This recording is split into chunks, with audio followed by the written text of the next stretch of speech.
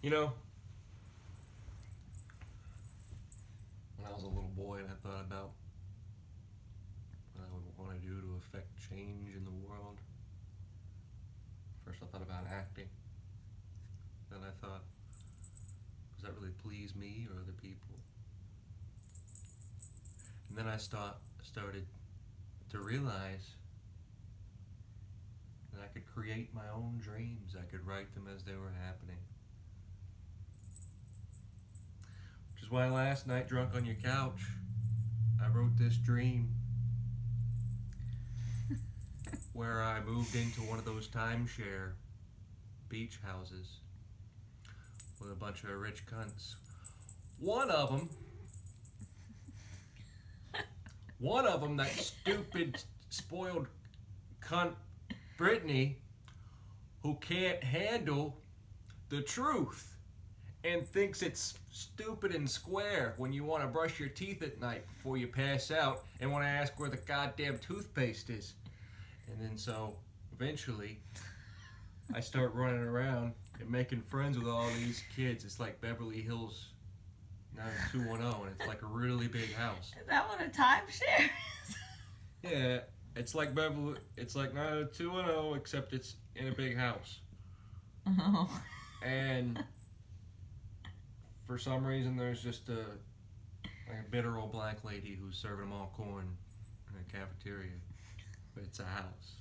And I get to a point where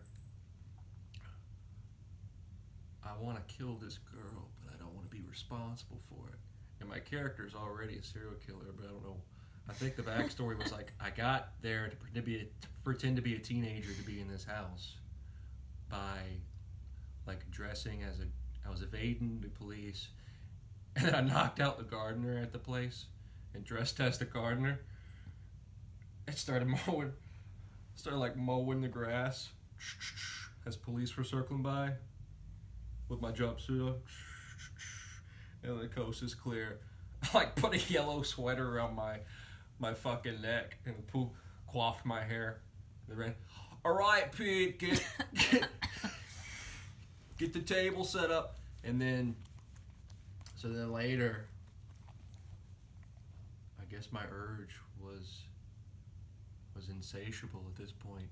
And at this point, I was dating pretty girl, but with bad teeth, so other boys weren't really dating her right then. And she didn't have bad. She had like a messed up nose or something, like a turn up nose. I could tell her friends I'd really talk to them more, but she was by herself. So I talked. She was sorrowful, and so I talked to her, and her friend was, I don't know. Her friend had a bad attitude. She had to go eventually too. So anyway, this one, I think her name was Tori, that I ended up going out with in this big house. Well, How much longer is this dream? My camera's gonna run out of memory. no, I really want to remember this dream. It's the most vivid dream I ever had in my life. That you never had. I swear, I just woke up from it. You said you wrote it. I wanted to give some pretense to me spilling this out for 10 minutes so you would hit record. Ugh. So this girl Tori. Anyway, she turns out to be like this South African immigrant. So her parents come over at one point to see what's going on. Then they find out this place is a fucking front for drugs. We're taking you out of here, Tori. They pull her off my arm. Let's go. So then they go to her room, slam the door to talk loudly. At this point, the cops knock on the door, but they're disguised. I remember that part as like pizza or something. Mm-hmm. And then at this point, my dad's next to me, telling me what to tip because I know this is gonna be my last tip. And he says $20. I said, don't you think that's a little high? He said it's gonna be okay. I do it, and I know those aren't pizza. I know that's not really pizza. And at this point, I just start running. I just start running in that house, and there's a lot of hallways in this house. And eventually, I come to Tori's room, and I don't think about it yet, but I take a gun, and I'm shooting my way through a door.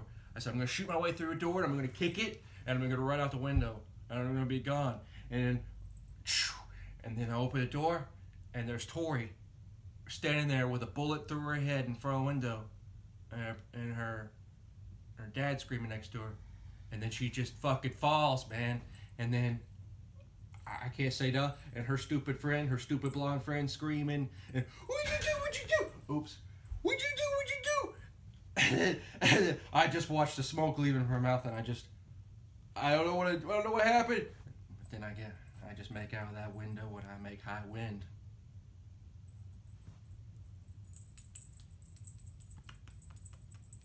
Get your jingle stick.